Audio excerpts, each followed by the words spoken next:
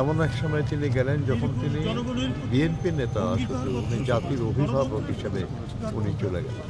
সম্ভবত তার জীবনের জনপ্রিয়তার শীর্ষস্থানে থেকে উনি চলে গেলেন দলমত নির্বিশেষে সবার শ্রদ্ধা এবং ভালোবাসা নিয়ে।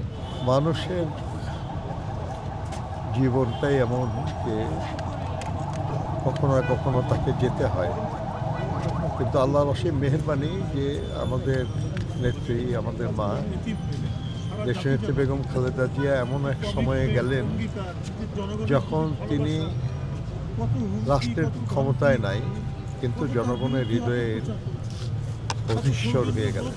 এমন এক সময় তিনি গেলেন যখন তিনি বিএনপি নেতা শুধু উনি জাতির অভিভাবক হিসেবে উনি চলে গেলেন।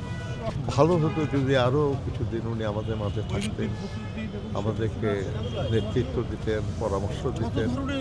এই দেশের মানুষের যে সংকট অতিক্রম করে একটা সুদিনের স্বপ্ন দেখছে, এই স্বপ্ন বাস্তবায়নে যদি উনি আরও একটু নেতৃত্ব দিতে পারতেন, সহযোগিতা করতে পারতেন, ভালো হতো। কিন্তু আল্লাহ যা করেন তার উপর আর কারো কিছু করার নাই। কিন্তু একটা জিনিস ঠিক যে আল্লাহর অসীম মেহেরবানি তার প্রতি, যে সম্ভবত তার জীবনের জনপ্রিয়তার শীর্ষস্থানে থেকে উনি চলে গেলেন সব মানুষের শ্রদ্ধা এবং ভালোবাসা নিয়ে, দলমত নির্বিশেষে সবার শ্রদ্ধা এবং ভালোবাসা নিয়ে। মহান আল্লাহ তাকে বেহেশত নসিব করুন।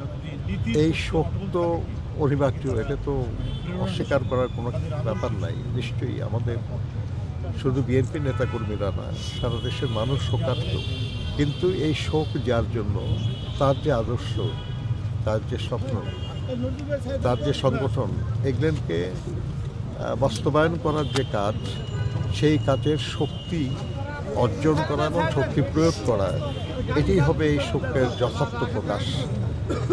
আমরা মনে করি যদি আমরা আমাদের এই শোককে শক্তিতে পরিণত করে আগামী নির্বাচনে দেশ এবং দেশের মানুষের কল্যাণের জন্য একটা সত্যিকারের গণতান্ত্রিক জাতীয়তাবাদী সরকার প্রতিষ্ঠা করতে পারি, তাহলেই শুধু দেশনেত্রী বেগম খালেদা জিয়ার প্রতি যথার্থ শোক প্রকাশ করা হবে।